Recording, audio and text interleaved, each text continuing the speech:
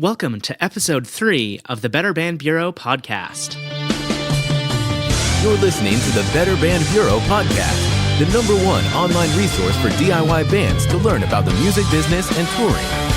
If you want to turn your band into a lean, mean touring machine, you're in the right place. Now, let's get this show on the road.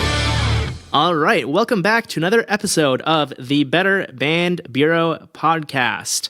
I'm your co-host, James, here with co-host Aaron from the band Suburban Samurai. How's it going, James. man? Good. Glad to hear it. Before we get too far into this episode, if you haven't already left us a rating or review in Apple Podcasts or iTunes, it would mean a lot if you go do that because it helps immensely when you are launching a podcast. So please, if you haven't already done that, we would be insanely grateful. On that note, Aaron, what have you been up to this week? I'm fresh off of, had a gig last night down in Mass, like 3.5 hours out, something like that. Just far enough away where it really felt like we were like outside of the home and to play. But it was awesome. We had a friend from those parts that kind of just wanted to put on a gig, and it was sort of a smaller show, but it was one of those like we hadn't seen him in a while. The other band was totally killer, and so it was just going to be a good time, and it turned out to be a great time.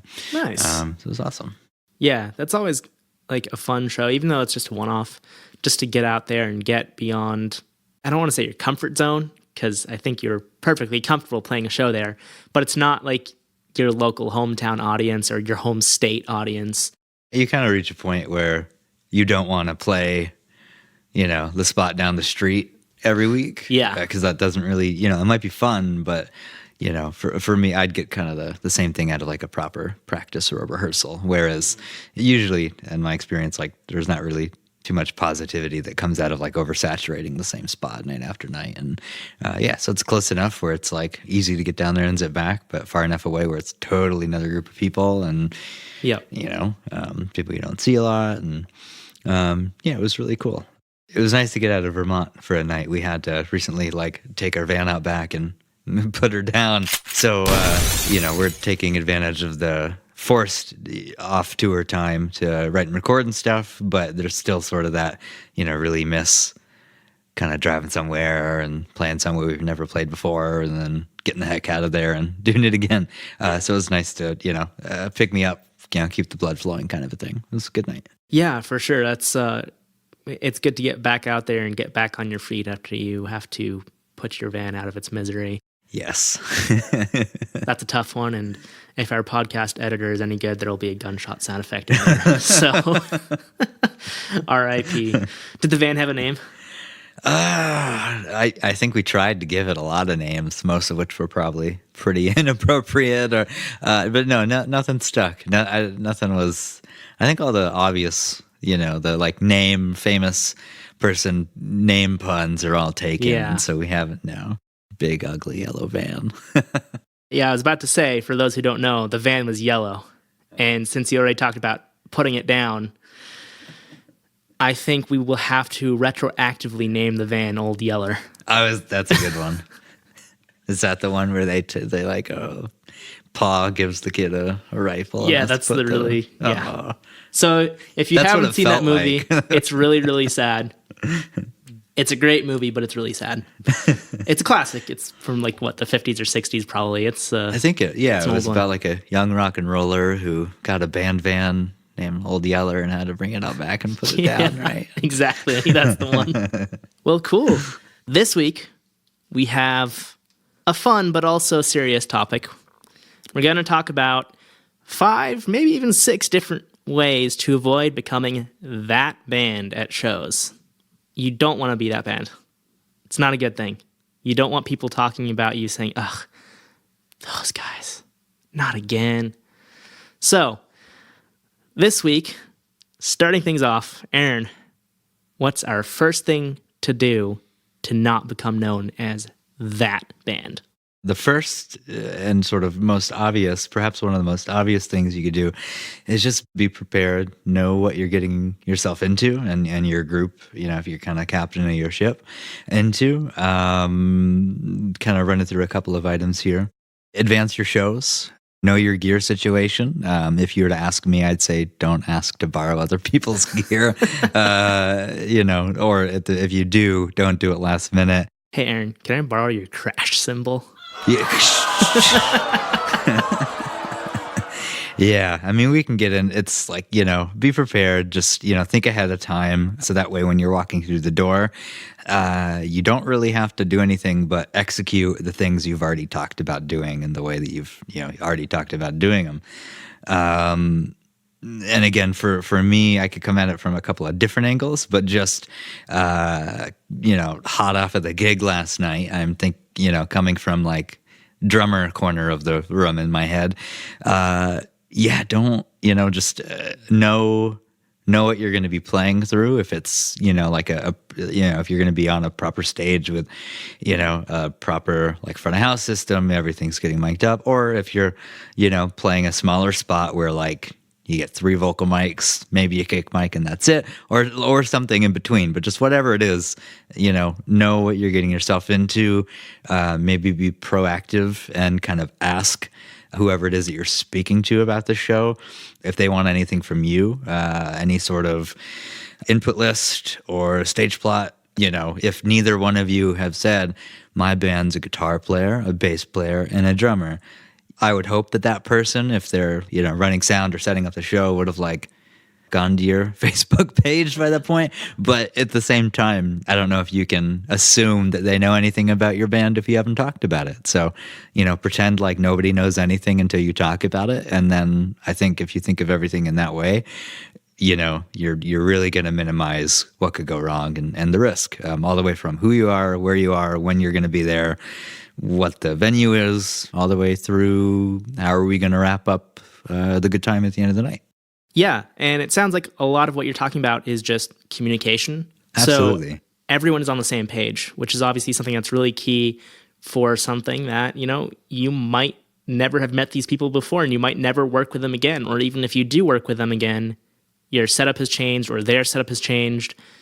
So you mentioned something called an advance, which for the listeners who don't know, which might actually be a lot of you, an advance is essentially where you sit down and have a phone call, ideally, or less ideally, a messenger conversation or an email thread. But best case scenario, and sorry, millennials, Aaron and I are both millennials as well, but sometimes you just got to get on the phone and hash things out.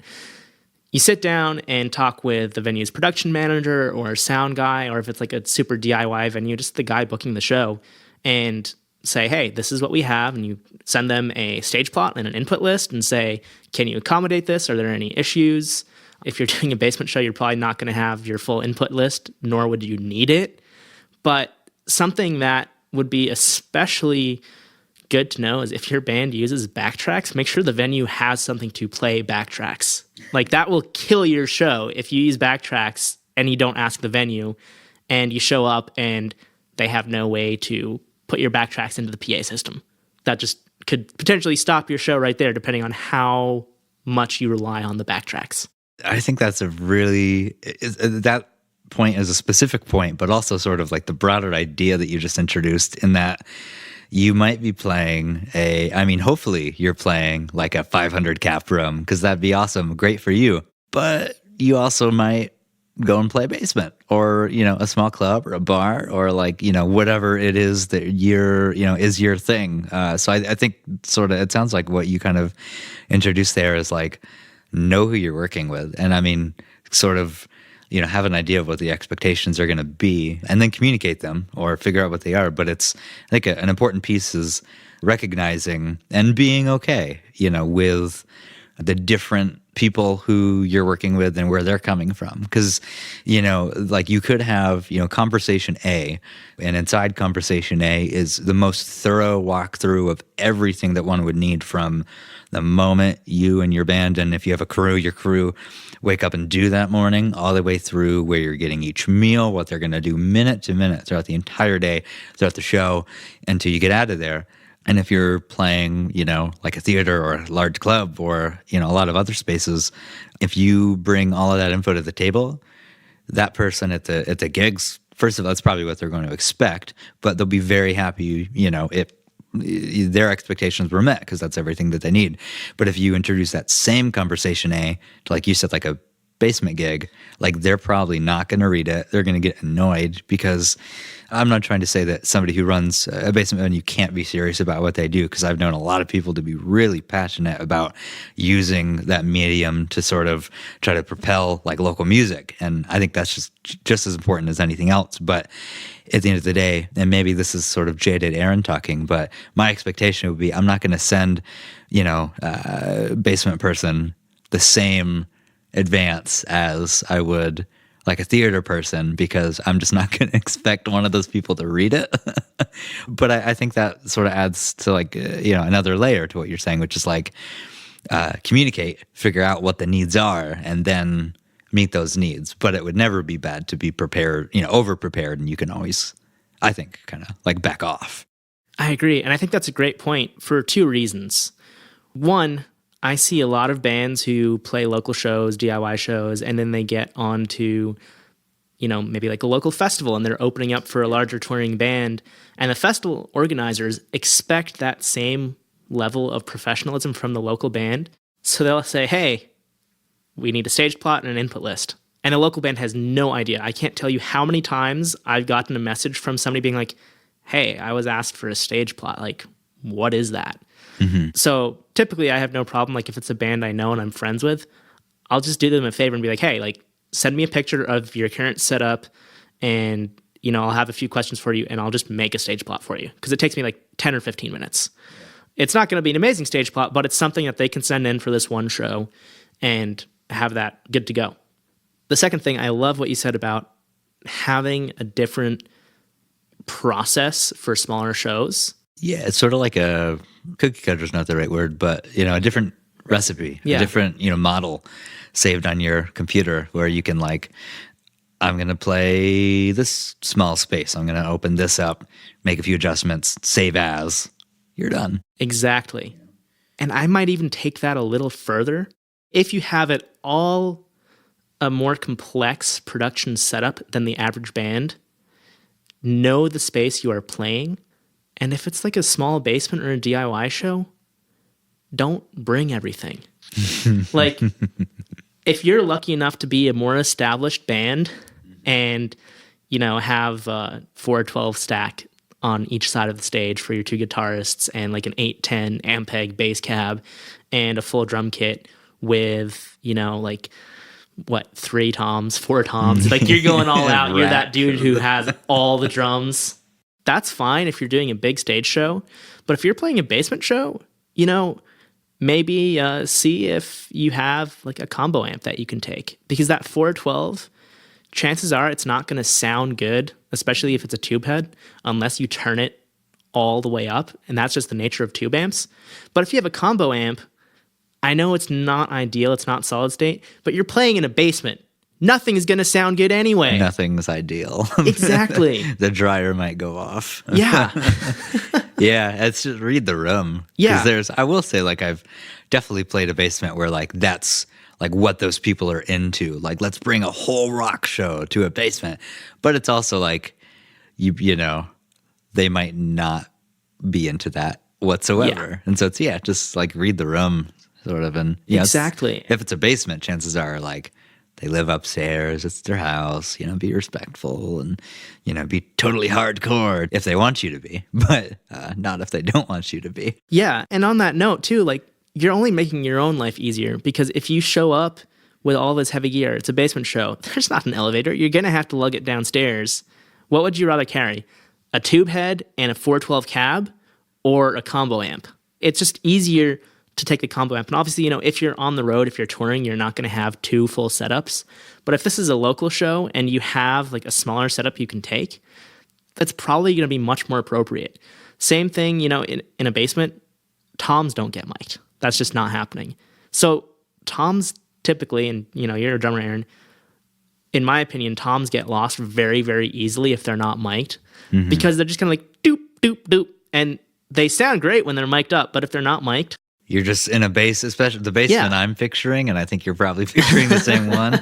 You're just going to hear like goo goo shh, and that's about it. Exactly. Like you're just going to get a bunch of, kind of washy, something with a couple of percussive things at best. And that being said, if my guitar player is listening to this somewhere or at some point down the line, don't get any ideas because I'll be a bit jaded because I don't have I feel like my drum set is like, I could get more minimal, but I feel like it is more, I've got two tom or, rack tom and a floor tom. And I could become more minimal, but I'm absolutely not excessive. But I feel like at a certain point, if you're doing a whole drum set, you can't pare down much more when you reach a certain point. Whereas I think you're absolutely right, where people who, play through amplifiers do at points have that choice. And so my guitar player is going to get in trouble if he shows up with something a lot lighter than my stuff because I'm going to be so freaking mad.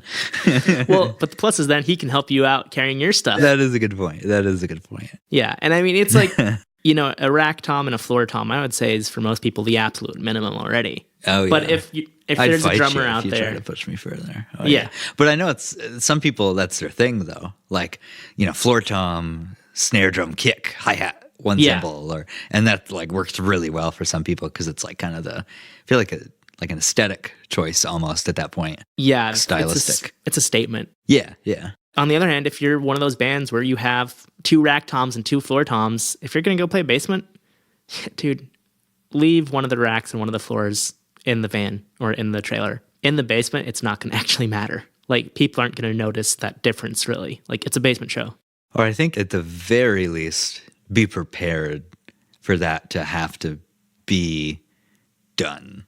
It's definitely and again, even with mine, there's certain situations where if I go and play a smaller show, photos that I've seen, that'll probably be a little bit tight, and you kind of start to think how am I going to pull things in, or, how are we going to get creative with this if, and I'm not a fan of those situations, but I'm also not better than them either. It happens. And some of those shows are still pretty awesome. So I think it's just, if it's part of, I don't know, I'm not pushing back, but I will say as a drummer though, if it's much more, I don't know if tactile or tact is the right word, but it's sort of, I would sort of draw a parallel, and the world may disagree with me, but I would draw a parallel between,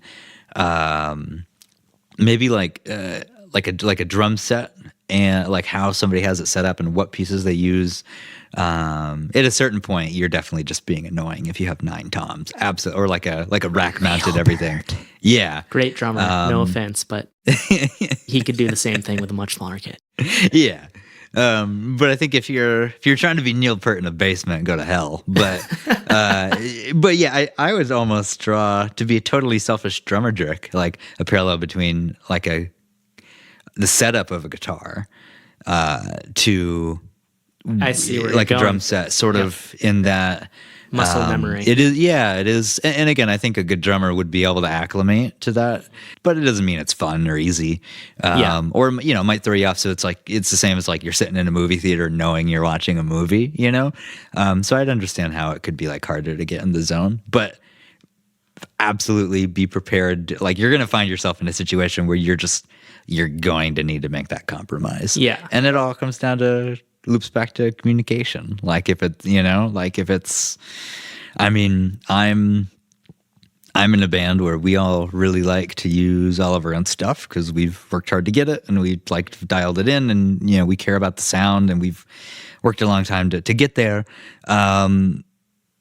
And so I think for 90% of the time, we'd fight you to use our own stuff. It's kind of part of the thing, and the audio aesthetic. But yeah, there is just still a certain point where at times we've caved because it's it's just it's not going to happen, or it's going to happen, but if we force it, nobody's going to like us, or it's going to be difficult. Or so we're super. Our back ends are super tight when it comes to being really what's the word stubborn, and myself in particular. But it's even for the most stubborn person, you're gonna run into that, and you got to be prepared to kind of just talk to people and back off when you need to. It's different when you're in a 200 cap place and somebody's trying to force feed you something. But if you're in a basement, you got to be okay what you need to be okay with. I mean, I'll take responsibility for this tangent. Well, I think that ties well into one of the points under be prepared here, which is don't ask to borrow gear last minute. Like, first of all, if you have your own gear, you're just going to do a better show because it's your gear. You know how it works, I hope. You wouldn't go to someone else and ask to borrow their guitar, but I see that happening with amps and drums all the time. Like, it's all if I hear the part word of your sound. shells once more, my head's going to explode. Yeah, you have a point. Which that will tie into one of our points later about respecting venue staff, but I'll get to that story later. For now, let's wrap up this first point, which is just be prepared, know what you're going into. The next point is really a quick one, which is just show up on time. So many times I've seen bands just like half an hour or an hour late, and it doesn't make them look good, and it slows down the whole show. It could mean that bands get their set times cut because, if the first band is late and then they keep saying, oh, we'll be there soon, wait for us, rather than just like shuffling around the set times, that just ends up hurting everyone, or the show runs late, and that's no fun either. I think that's really a plain and simple one, but one quote that I've always heard, which I really like, is in the music industry, if you're 15 minutes early, you're on time. If you're on time, you're late. And if you're late, you're fired. That's a good one. Yeah, that's it's on you to if you are driving down 95 and there's an accident on that highway somewhere every other day. It's like on you to build in, on top of being a few minutes early, because it's up to you to build in that 30-minute contingency to, stopping at Dunkin' Donuts, getting stuck behind the slow tractor trailer, like whatever it is. Like, my guitar player woke up late. It's like, I don't care. It's like, that's a great excuse, but you're still late. Like, what does that do for me? If exactly. I'm the house person. Old Yeller ate your homework. It's so simple. It's just, it's kind of, and a lot of people, depending on the situation, myself included, if I wake up on the wrong side of the bed, like, it's kind of it's disrespectful in some circles as well, especially if you're you're doing a festival gig or you're participating in an event which is kind of like larger than yourself, like that you're one component of. It's kind of hurting everybody else as well. Even if, and some things like you're just out of your control, stuff happens, but try to make that the exception. Yeah. Not the thing that keeps on happening. And then people will notice if like you have a good reputation for like having your stuff in order, being on time, which again is a few minutes early, budget for all that stuff, and people will really appreciate it because like the one time they have somebody else who isn't as easy to work with, like they'll be like, God, like I really wish James Cross was here because like my night would have been so much easier. It's super silly, but like it goes a long way, I think. Yeah, it definitely does. And not to stereotype genres, but from all the shows I've worked, there have been certain genres, which I'm not going to name, where 99% of the time, literally, and I'm not exaggerating, almost every show I've worked in those genres, the talent has been late by a long shot.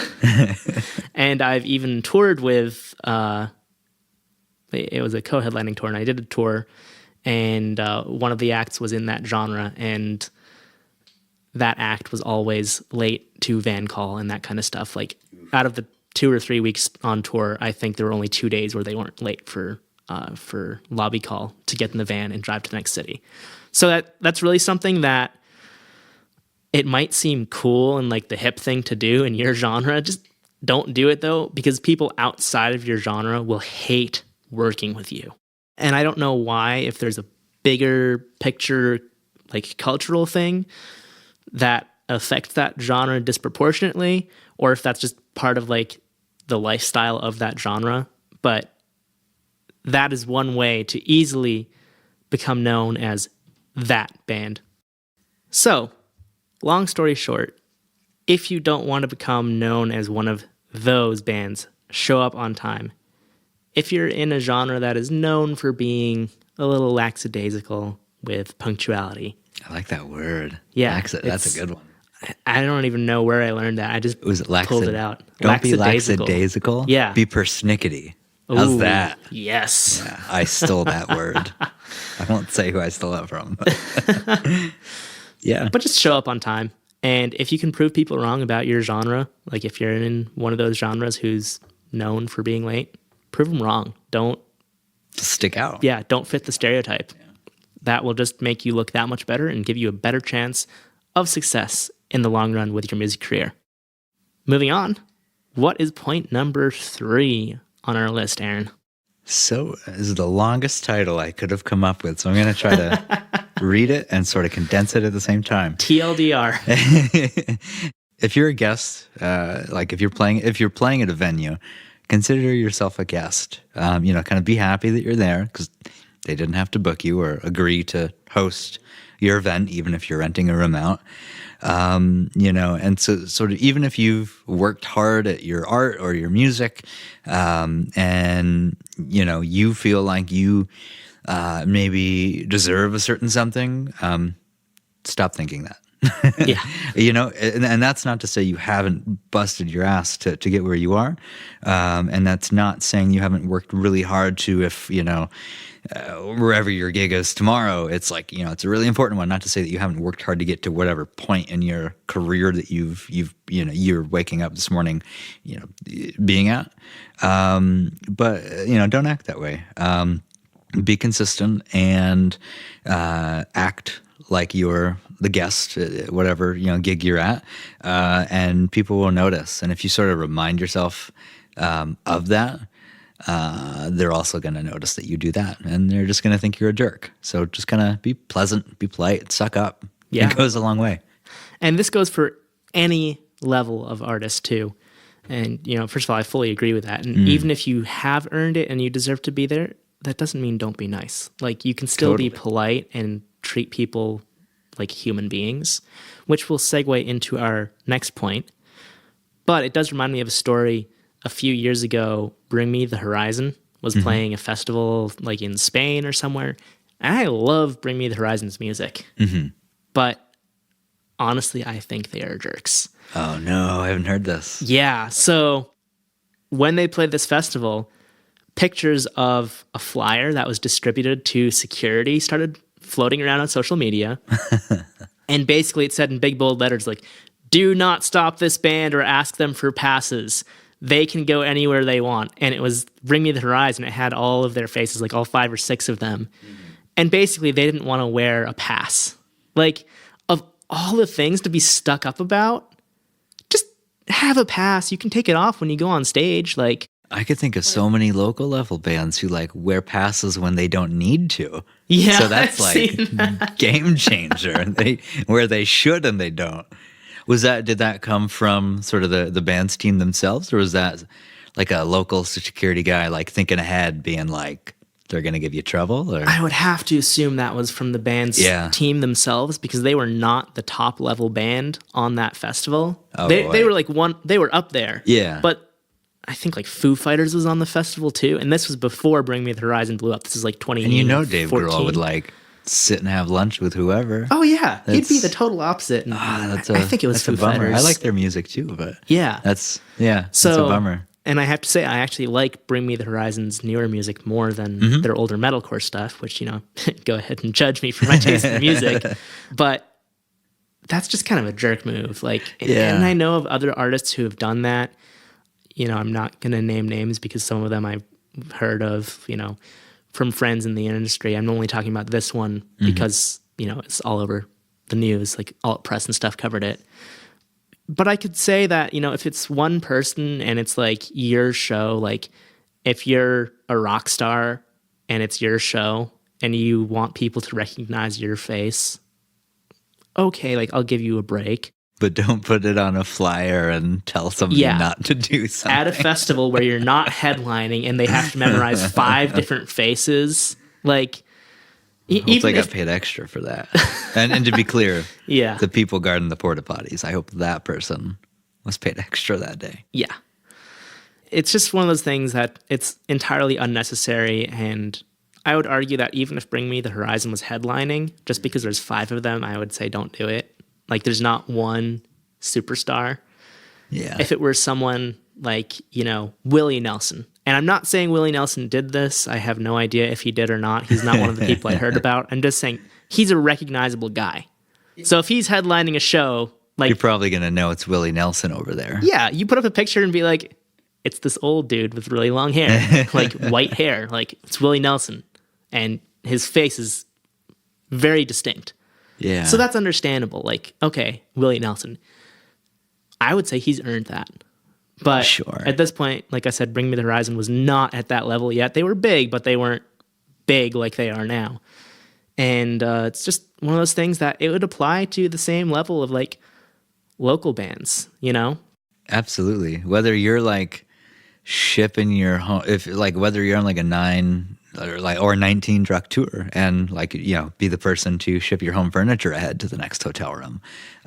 Or, anywhere between that and then being, the local band playing the bar or the DIY venue or the local club or whatever it is. And, think that you're, top shit for that particular week. It's like, you'd be surprised. Like, I've met both of those people and I've worked with both of those people and like, it's the same attitude, which is the funniest thing. But it's as you're saying, it doesn't matter. Like, well, it's like, you're going to work with those people no matter what swimming pool you're hanging out in or what sandbox you're playing in. But, which one would think, oh, what an opportunity. Like, I don't have to track 4 different behaviors to stay away from. It's just that one that everybody knows is shitty. So it should be easier. Just don't be a jerk. Yeah. And that's what really all of this comes down to. This whole episode is like, do your best. Don't be a jerk. And that ties perfectly into our 4th point, which is respect other bands and venue staff, including the time of these bands and staff and their gear. That's a rabbit hole. That's full of pessimism and jadedness. Yeah. Which I would say and learning opportunities as well. This is true. Learning opportunities. I'm laughing, but really though, it's an opportunity to, any show is like an opportunity to like, I would think to like look at the other bands, see how they're doing stuff and, kind of tighten your own screws a little bit each time. And I'm still working on that with a lot of stuff too. So it's, learning is never done. Yeah. For as much as I can make fun of it, it's learning is never done. I would fully agree with that. And, I try to learn something new every day. And, part of this podcast is I'm learning your perspective on things too, because even though I play music myself, my experience within the music industry is more as somebody who helps other bands and runs shows from a production side of things. Totally. So I'm learning from you too, because you are in a DIY band. You've played several hundred shows with that band. You do about 100 a year, I think. Not quite at this point. Okay. I think that's a good mile marker to sort of aim towards. We've been doing, I think, a bit less than that. It's been about 30 to 50 a year for the last couple of years, sort of gradually increasing. Still very respectable. That's one a week, for a lot of people, that's not a lot, but for us, that's been quite busy. So we're happy. It's all scalable. Cool. And so I think having your perspective on things is really good for me because I get to learn, the struggles of a DIY band. Obviously, I know some of the big ones and I know how to help avoid them, but you think of things that I might not think of. And one thing that we were chatting about last week after we recorded the episode, we were talking about bands who take forever to set up on stage, or bands who set up all their gear and then get on stage and tune their guitars. Which, that just kind of sets the mood, even if you play a great set. Wow. It sets the mood. I don't know how to say this without sounding mean. But if you don't take 30 seconds to tune your guitar before you get on stage, what are you doing on stage? Like, okay, I understand maybe your pedal board's set up and you have everything ready to go, ideally, to put it on stage quickly, rather than, taking it onto stage and then setting it up. Like, it's all set up, you just have to put it together. But if that's the case and you can't do it because your tuner is on your pedal board and it's ready to go on stage, have like a $15, $20 tuner that you can plug into, or get a headstock tuner that's like $8 and just tune your guitar before you get on stage and have it ready to go. Like once your gear is on stage, you should start playing. Don't spend, an extra 2 or 3 minutes fiddling with settings or tuning your guitar or anything like that. Just be ready to play. And that also goes into another point, Aaron, which you have on here, which is getting off of stage. Do you want to talk about that a bit? Well, I think it would vary depending on who you're talking to, but I mean, I could totally come at it from getting off stage is just as important, if not maybe at times more important than getting on stage. Because I think getting on stage is very important to the band who's getting on stage. But then you kind of got to think of it as, or in the team supporting the band while they're on stage. But then if you're playing 2 out of 4, or, God forbid, if you're on a show with 8 bands or something, the process of like you getting your stuff off the freaking stage is important to you and everybody else who has to get their stuff on stage, or like pack up the audio gear, or I don't know, lock the door at the end of the night and go home. It might be silly to kind of bring it that far, but I'll fight you. No, it's not. It's just stage your gear, like as you mentioned, like stage your gear at the ready. Whether it's if you're a guitar player, you can only do so much. Like put your get your amp out and get it ready, but then you can tune your guitar. Was there like a drummer? The first thing I do when I load in is talk with the people, see what makes sense in terms of where I can put our stuff. If I can, kind of set up my stuff in the middle of the room or go find a corner somewhere out of the way.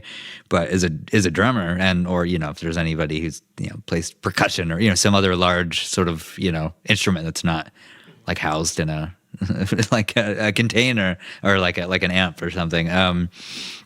Right, like set your stuff, set your stuff up, tune it just like you would a guitar, and like so you're ready to bring it on stage. And then theoretically, if you do everything beforehand before you bring it on stage, getting off stage is like should be as easy as like picking up your thing and then walking away with it. Yep. And then maybe doing it 7 or 8 more times depending on how much stuff you have. Yeah. But it's like, because then the person who's about to get on stage, like you're kind of holding them up, and that's not going to feel good for them, especially if they like take pride in like tuning their guitars and their drums, and making sure that even as something as silly, but it's a real thing that happens. Staging which things, like even if you have like a corner you're shoving all your stuff in, if it's one of those gigs, in what order do you shove stuff into that corner first? Yes. Like last night was a good example, and it's the silliest, stupidest thing, but it saves time, and for me it's worth it. So you don't have to get aggravated and like move around people or move stuff. It's if you're coming at it if you're only able to come at it from a tiny little staircase and stage left, put all your stuff that's going to go up on stage right first, and then even the drum set. So if you're a righty, crash, ride, floor tom, kick, and then just like that. And it's it might be nitpicky, but chances are it's not, especially if you're, again, last night I was kind of in a smaller space, and that made all the difference. And then do it in the exact opposite order on the out. Yeah. Just take your stuff out, and so that way you're kind of doing the band after you a favor, kind of trying to give them the most time that they can have to work with. Exactly. As well.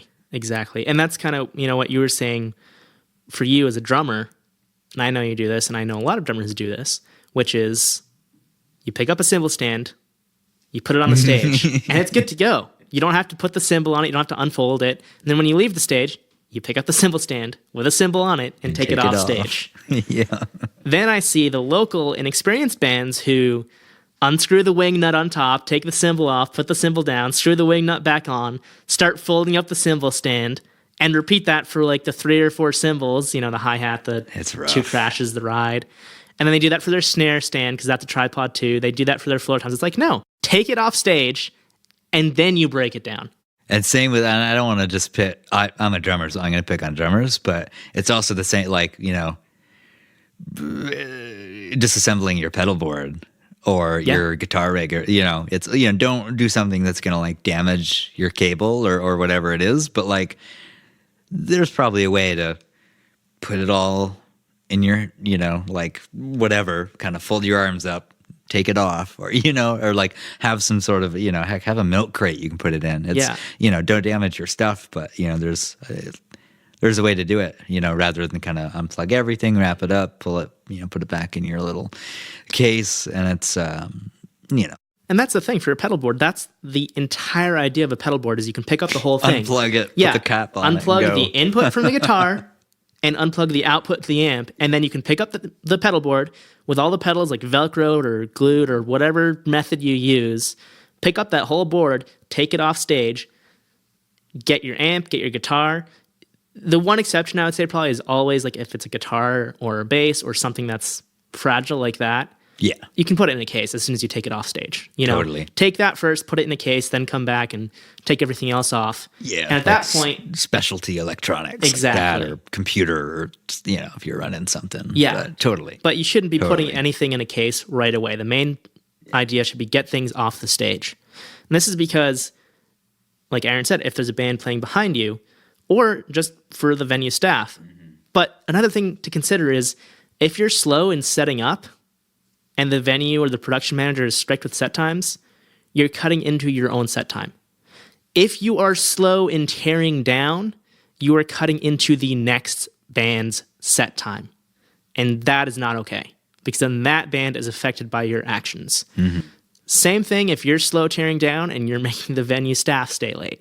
They might be sick. They might have another job to get to if they work overnight somewhere. They've got a kid at home. Yeah, exactly. They want to go have dinner with their family at, midnight. Let the dog out. Exactly. Or whatever it is. It's so easy to get caught up in like that tour or like show bubble, but it's like you're still very much operating in, every single real person. World. Yeah, exactly.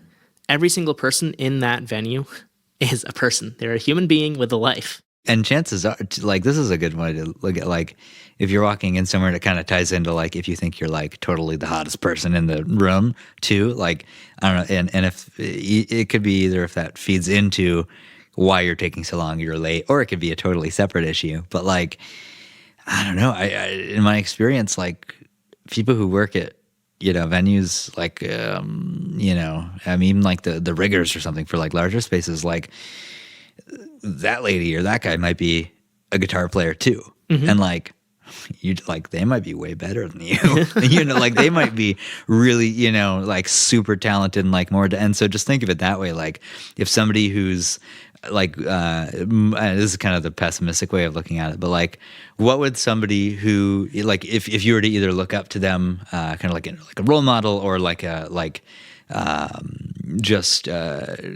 or what would somebody who's like skill set you would admire or appreciate think of what you're doing right now? You know what I mean? And it's sort of easy to like, oh, well, that he's like the door guy, or he's, she's the person taking the tickets or security or something. But like, like that person might be fluent in 5 languages and like drive a race car. Like you never know who you're dealing with, or they might totally shred on the guitar. You never know. And I have the feeling like working in a venue is, first of all, something that a lot of people in touring bands do because the venue is flexible. So they can come home, get off of tour, and work at the venue. There's a lot of turnaround like that. Yeah. So you're the security guy, the sound person, the ticket person. All of those people might actually be in touring bands and you don't realize it. And they might even be in bands more famous than you. Or touring crew too. Exactly. Like, I can't tell you the number of like pro audio folks. I mean, you can go to their website just as easily as I can. So I'll say like, like I know people from Claire Audio who, have spent time at some point when they're not on the road and they want a little pick me up, or if it's a shorter travel year for them, they're all part of local unions wherever they are. They push boxes, just as well, if not better than some of the other people. You never know who you're dealing with until you know who you're dealing with, and then you still shouldn't be a jerk. Yes. Be a role model, be that person who inspires the other person to try to want to learn something or be better. And speaking of never knowing who somebody is, go back to episode 1. I told a story about a local band. Not exactly berating, but being very unkind to someone they should not have been unkind to. So you never know who you're talking to. Another one, and this is a quick one, is if you're at a venue, don't complain or vent about any of the staff or security to the audience, unless... Yeah, I would say the exception is like if you see security hurting someone, by all means call that out and stop it. But don't be like, oh, security are jerks for doing this or doing that. Like, no, that's first of all uncalled for. Like, it doesn't matter if you're the opener or the support act or the headliner. Have your representative work it out with the venue if there's an issue. Don't start any arguments or fights on stage. I've seen touring bands do that. And that's a good way not to get invited back. Yeah, or just to be told no. Or to start a brawl. Yeah. I've seen that happen. Like, band and security start fighting, and then the whole audience gets sucked into it, which obviously the band shouldn't have acted like that. But I would put most of the blame on security because their one job is to protect people. And then if they decide to start punching people, that's the opposite of their job. Yeah. Even if the band is being awful to you. But as a band, don't be awful to people. Don't start it. Yeah, exactly. And I can't think of, to be transparent, I cannot think of a particular instance like I have, I know about where a band has sort of called somebody out. Venue reacts by not wanting them back. I can't think of a specific instance, but I cannot think of any other way for that to go. Yeah. It's in front of, if you are in a restaurant, the staff or the venue staff, and then the people sitting down in their booths eating French fries, or the crowd, if you stand up in your booth and you start talking smack, like, they're not going to want to have you back. Like, you're talking about, the staff in front of the customers. Exactly. Think of it like a cupcake shop. It's no different. It'd be different if your security starts to fight, which, again, bad apple, get that guy out of there. But, on the whole, just like think before you do. Exactly. I've seen security texting instead of catching crowd surfers, and I think there's no place for that. Yeah. Yeah. But if I had been on stage that evening, I would have, called over the tour manager and said, hey, get that guy out of here, not gone on mic and said, hey, what are you doing? You're not doing your job. There's a proper way to handle things and there's an improper way to handle things. That's a good way to put it. It's, you're going to, if you like throw fire, you're just going to get met by more fire. Exactly. I mean, if you're in a situation, you're going to do what you're going to do, but like try to steer what you're going to do towards like a calm resolution. Yeah. I would again say the only exception to this ever would be if like something is actively going on that needs to be stopped. Like if you see security wailing on someone, be like, hey, cut that out. But yeah, I saw this a few years ago at Warped Tour. The story so far, dude, jumped down into the crowd. I'm going to bring it up. Yeah. Because security was beating up a fan. Yeah. And I think in that situation, he was totally justified. Yeah. When he kicked a girl off stage. I wasn't going to bring that up either. Too late. When he kicked her off stage, that was uncalled for. Like, he could have been like, hey, get off the stage. He didn't have to resort to actually like kicking her in the back. And that got some coverage. And I'm sure that, like, I don't know, but I would imagine that's the kind of thing that would get some coverage from like whatever local news station. Like I'm sure. That's just dumb. And as like, a band, I hope they haven't. I'm sure they have insurance, but I don't know that they do. I hope they did, because if I wouldn't imagine that was like a 32-year-old woman. Like, that must have been a kid. Like, that got probably like smacked 15, in her spine. 20 years old or something. Like, if I was her dad, I'd be out for blood. Oh man. Since we haven't heard anything further, I would assume they settled out of court. That's just my guess, but who knows? It doesn't mean that the girl was in the right for getting up on the stage, but there were better ways to handle that. Yeah, I think that's a really interesting world of like, like the aesthetic of one's performance, and like meets the interaction of people who are not outside of what that performance is in that room, but outside of the circle of performers who are sort of perpetuating like this is what this is tonight. I think for that, and again, I don't want to like open the door for James to get a bunch of hate mail for this one, but like, in simplest terms, it comes down to, I would have like barked at security, like, get this person off stage. Yeah. And like, I would have even thought that to have been like, oh, like you're a grumpy jerk, but like, At least it's way better than drop kicking somebody Yeah. in the back, It's like, but I guess I'm happy that he was that into his own performance that night, where you're just, wow, he's in the zone. Speaking of drop kick, there was also that incident. Oh, I haven't. This was like 2013, and this neo-Nazi got up on stage and started saluting. Oh, and so Ken Casey just comes over and decked the dude. So in that case, I would still say it was I don't know probably if a bit extreme, but good for him. That's a tough one. I don't know if I wouldn't back that though. Yeah, I definitely would side with Ken Casey. Like, it's his stage. Yeah.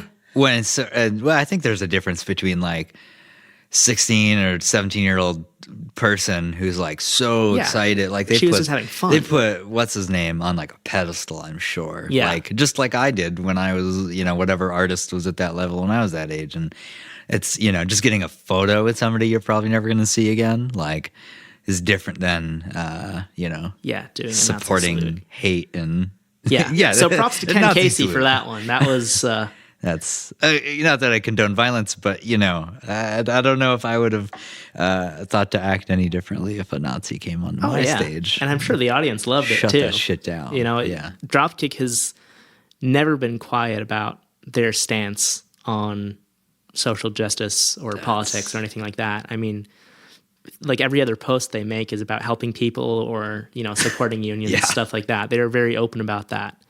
So yeah, I mean, what do you expect? You get on stage and there's a bunch of dudes who grew up in South Boston. Like, how else is that You're going to turn get your out? ass kicked. Yeah. So that was a long rabbit hole with multiple interesting stories, both pro and con. The Better Parker Band Cannon. and political podcast. Which, on the note of being respectful, just be respectful. Don't be a jerk to people. Like, this is uncalled for. But props to Ken Casey. Props to Parker Cannon for defending that fan. Not props to Parker Cannon for kicking some poor girl in the back. See, it goes both ways. Yes, that's fair.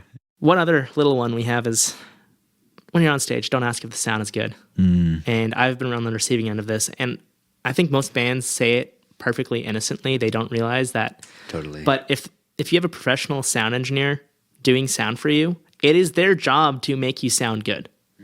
If you don't sound good, not gonna lie, that's probably your fault. Like, if your sound guy is any good and you don't sound good, that's your own fault. Like, a sound guy never wants a mix to sound bad because that makes them look bad. One time I was working a show where there was a local opener, some girl with an acoustic guitar, and partway through the show, her guitar started buzzing. And for me, of course, as a sound engineer, I knew, okay, like the 9-volt battery in her guitar is dead. Mm-hmm. But so she on the mic in front of the whole crowd goes to the sound guy, hey, can you fix that buzzing sound? Nice. And I was like, oh, this is not going to end well. Because I knew that it was her guitar. So I figured the sound guy, if he's worth anything, knows that as well. Yeah. Because the dying battery in a DI makes a specific sound. Well, the sound guy gets on the talkback mic and cranks it and goes, I can't fix it, but you can if you have another battery for your guitar. Her response, I don't remember exactly, was something along the lines of, there's a battery in here? So she got the guitar and never swapped out the battery. So on that note, if there's something going wrong, think about it first, and it might actually be on your end. Work together. Exactly. Work together. She ended up borrowing somebody else's guitar, which is, it was literally the headliner's guitar. She's like, oh, can I use your guitar? So that ties into that story earlier of don't ask to borrow gear last minute. Ooh. If you have anything that's battery operated, whether it's active pickups in a bass or guitar, or the output of an acoustic guitar, or a belt pack wireless microphone. I'm all for not wasting resources like batteries and stuff like that because it's horrible for the environment. But either get rechargeable batteries and recharge them before every single set, or just buy a new battery and swap it out every single set. Or my favorite is I don't often live at this point with this band play with a metronome because I'm into just like, if stuff kind of, slides or whatever, it's sort of like natural, it fits and fast and punk. And, but when I do, or like it practices when I do, like I'm deathly afraid of, I understand like people don't have the resources to, you're at a certain level where the standard is to switch out belt pack batteries or this and that every other show. But that being said, there are a lot of people who can't like afford to do that, and I'm one of them for my personal gear and gigs. And so like buy a 9-volt, rechargeable or rechargeable. I was going to say like there's a way to plug it into the wall. Oh yeah, you can't plug your guitar into the wall, but if you're dealing with like a pedal or or like a metronome, like something where you can, I'd consider I think if the power goes out, you're gonna have a bigger problem than this. But like the way I would look at out. it would be like, if you can plug it into the wall, like, oh, battery, what a great backup. Yeah. Or vice versa. So again, if the power goes out, you'll have a bigger problem. Yeah, and I agree with that. And you make a good point of not everyone's at that level. I would advocate for just changing it out anyway, because totally. Like I've bought, not me, but I've facilitated the purchase of 1,500 AAA batteries before to last the two, and it's like, that's, might be more realistic for some people than others. And it's, but still, like that's, point aside, like that's that group of people like thinking, what do I need to do to make sure my battery doesn't run out? Exactly. And, so it's like, that just shows like, that's how far people will go if they have the room to go that far to like, like you can take it as far as you can take it. And I would honestly say like, for those people who can't afford to swap it out every single show, when you rehearse, you still need those 9-volt batteries anyway. Yeah. So every show, put in a new battery, which a 9-volt costs like $4? Yeah. So it's like not, swap it out or something. It's pretty cheap. Yeah. And then when you're done, pull it out, but save it and use that one for rehearsals. Because you're going to ideally rehearse a lot more than you play shows, because that's how people get better. And then just use those batteries, because if it dies in a rehearsal, it's not a big deal. Or keep yourself on a schedule. Like it's, like a belt pack might, suck more juice than, a guitar you play a certain way, or vice versa or something. But like know your gear. It ties into knowing your gear, and, whether it's, every other week as your rule, because I know I'm usually going to practice within a span of 2 weeks, like 8 times. And then, I might have a show or something, just kind of, it's all a moving target. Like, and pretty much every reminders app out there can set a recurring reminder. So you check it off, and then 2 weeks or whatever interval you set, it pops up again. One last one, which I think we should breeze through because we're at the 70-minute mark already. Stay to watch other bands play, especially if it's a local show. And I would argue that even for bigger shows, you should stay. But if it is a local show, the other bands are guaranteed to notice because there's only like 20, 30 people there. If it's a big show with 700 people or even 200, 250 people, the other bands might not notice. But if it is a local show, it is guaranteed that other bands will notice, and that just makes you look bad. If you can't stay for whatever reason, sincerely apologize to the other bands and be like, hey, I'm really sorry, I have to go, but my bandmates, A, B, and C are going to be staying here to watch. Like, I'm sorry, I have to go home feed my dog. That's a terrible excuse. Like, make arrangements to feed your dog. But something like, hey, I'm sorry, like, I have to go home, spend time with my family because this is the one night this week I get to see them. Something like that, And don't just use any excuse. It has to be something that really means you have to go or you're going to miss out on something important. On one hand, I'd say never do that. But there are those times where you do kind of, maybe need to, different from person to person, and situations change, and maybe you do. But if you know, even if you're not particularly excited to see that band play their music, if you don't like them or whatever, even if you don't, it might be something as simple as kind of, like you said, like catching up, like at the beginning of the show, like, hey, I'm going to have to duck out. I might miss some of your set, but like, thank you for having us, or something. Because that way it's, it's still kind of a bummer, but like it shows that you're aware that like they're aware of that and that you care. Exactly. Or that you're telling them that you care, but it's a really polite thing to do. And even if there's kind of some like misalignment there, like, like they're going to notice it and appreciate, like I would definitely appreciate that for sure. Yeah. It's like, oh, like, thanks. Like, great to see you. You hug and then you never see him again or, Yeah. It's the polite thing to do. Yeah. And I know for me, like I've gone to see friends' bands and then had to leave early because I had to work early the next morning or stuff like that. And I felt bad leaving, even though I didn't even know the headlining band, because it's a local show and like they're going to notice people. There are fewer people there, which is a tough call to make. I would say if you're playing a show, leaving early because you have to get up early in the morning is not an excuse. Like that's tour lifestyle anyway. I agree with that so hard. Yeah.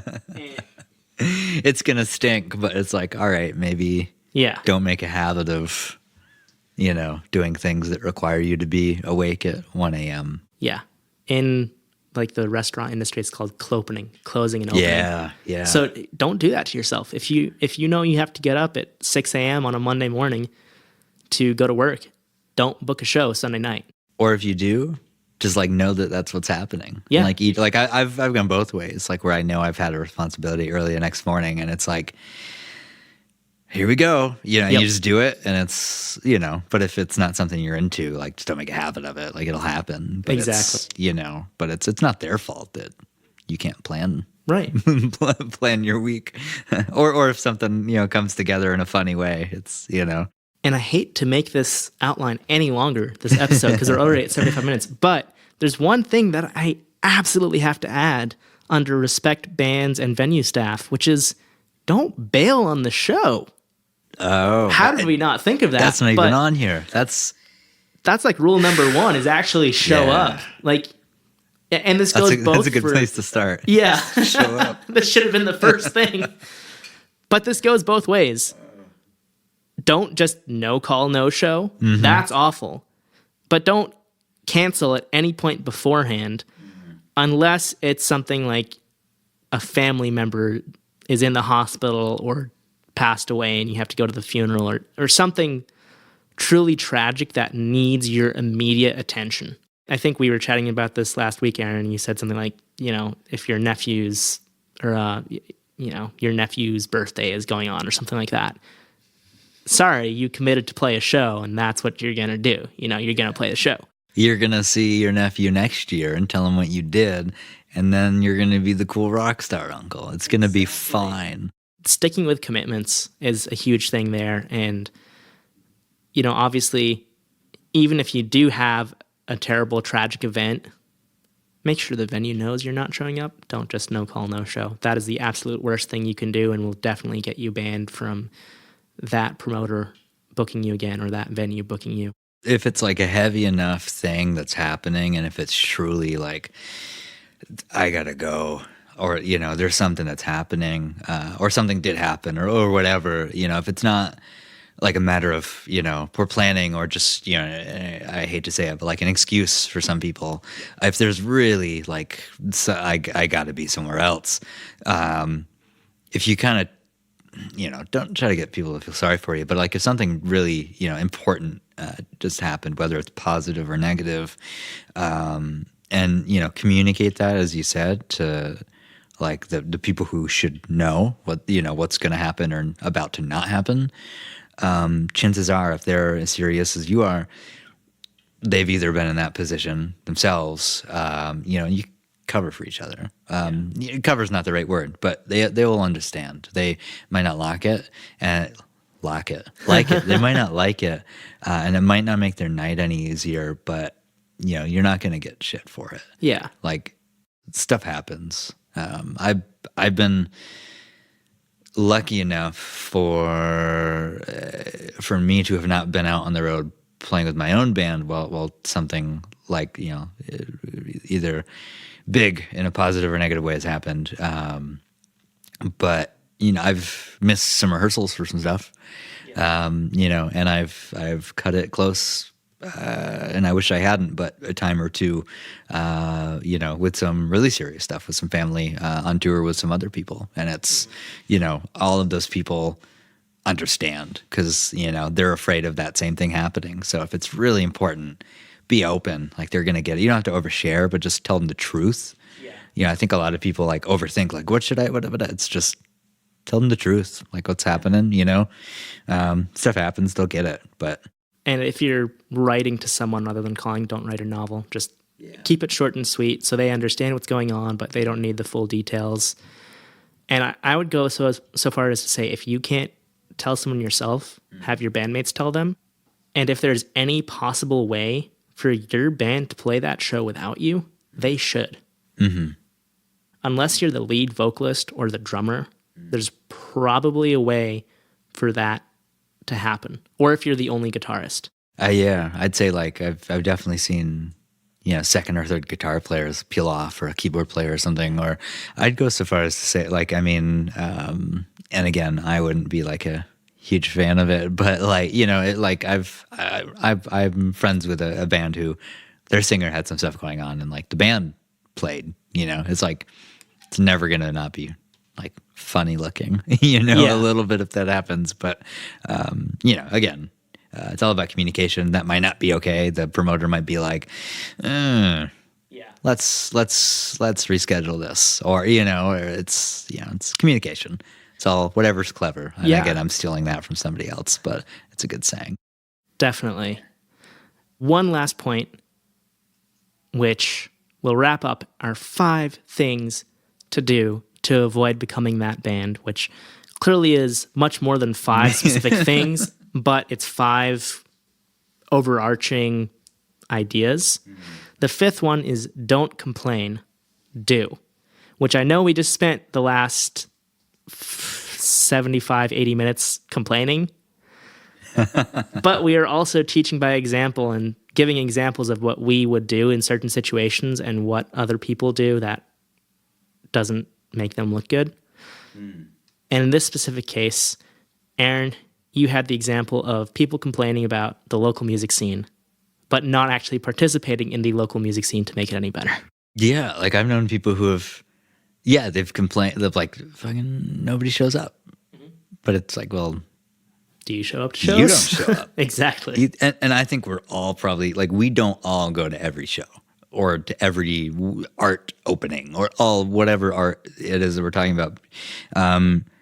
I don't, but just being cognizant of that and trying to, if something's important to you, you're going to make time for it. And I know a lot of people enjoy a really healthy local scene, and a lot of other people don't get to enjoy that. And I think it's just a lot of people probably don't know, they don't know to do what they don't know to do. They just, it's easy to miss, I think, because it's, I'm busy, I'm doing something. But it really goes a long way. And I will say, and I'll be completely honest, that's something I'm working on. Like now that I'm home a little more than I have been for the last few years, not being on the road as much, I've been working on that. And it's still something I'm working on and can get better at.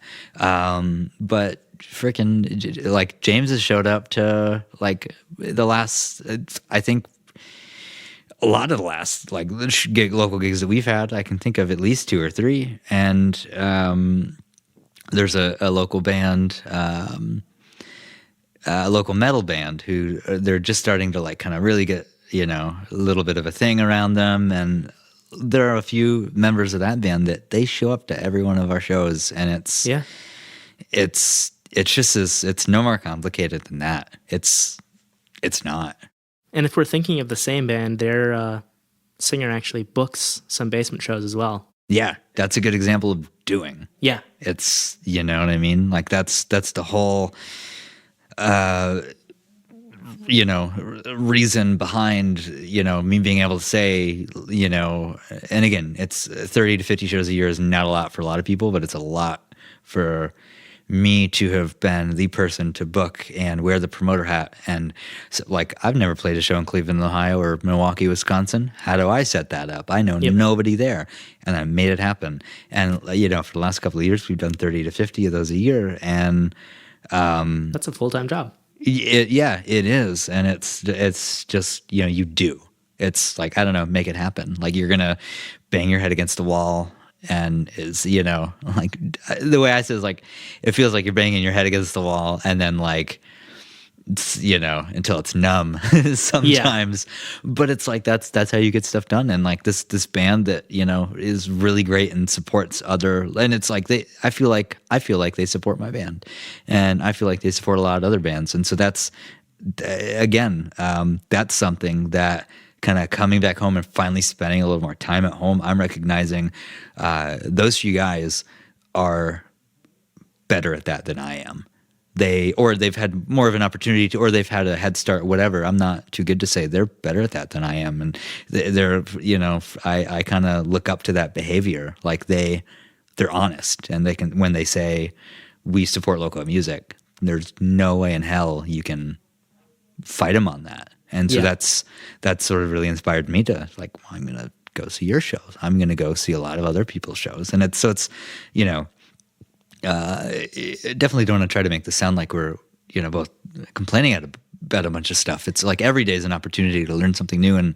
And so I just wanted to, give them a shout out that they're doing a really good job at what they're trying to do for themselves, but also sort of really not only build upon whatever community isn't or is, there. It's a small scene in Vermont, but they're facilitating some of that. They're providing a platform to, for opportunity to like be grown upon, I guess. Yes. And it's, be that person. And at this point, you've given them so much praise, I think we might as well name drop them.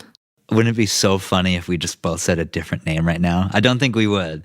But Voices in Vain. Yes. Oh, $10 million to both of us. Yeah, those guys are super nice, and they work hard, and said the rest of it. It's, run into a guitar player at a gas station and gives you a hug. Well, there you go. They're cool guys, and I don't think it would hurt to like pick somebody out of your local scene who like you think's totally killing it in one way, and be like, you're doing a really good job making everybody else feel like you're part of their little circle. Exactly. Whether they are or aren't, or whether it's that's their intention or not. But it's, like pick somebody, out of your scene and, sort of analyze like what are they doing really well, and that's the thing that I want to do really well. And, spend time with that person, or if that's, probably easier said than done, but it's, spend some time thinking about that person. And, hopefully you are able to run into them at a gas station and give them a hug, or, know them that well or something. But it's, or be the person who, if somebody else runs into you at a gas station, they want to give you a hug because they're excited to see you. Yeah. Like, I think that kind of encapsulates, like, kind of covers all the points we've talked about. Like, don't be a jerk. Don't be a jerk. I think we did that one twice. Like, kind of be prepared. I think everybody, has the capacity to like tighten their nuts and bolts with that. But, I think trying goes a long way, and being honest with yourself and others, and don't complain, do. Yeah, I think this is the perfect spot to end it.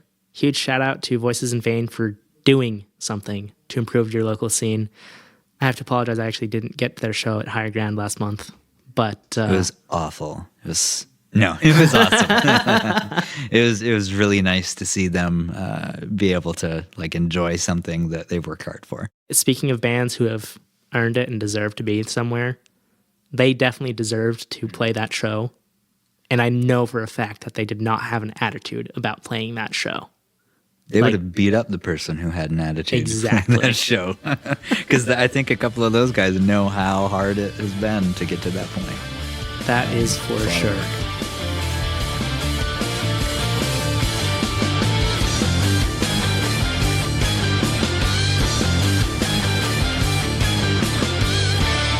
That does it for this episode of the Better Band Bureau podcast and the first 3. So those all came out today. The next episode will be out next week, and it's all about winter touring. So if you live in the northern states or tour in the northern states, go ahead and check that out.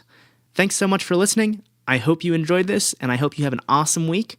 And you'll hear us again next Tuesday at 6 a.m. Eastern Time. And as a final note, please, please, please, if you haven't already left us a rating or a review in Apple Podcasts or iTunes, go do that now. It would mean a lot to us and make launching this podcast a lot easier and get the word out to more DIY bands like the band you are in.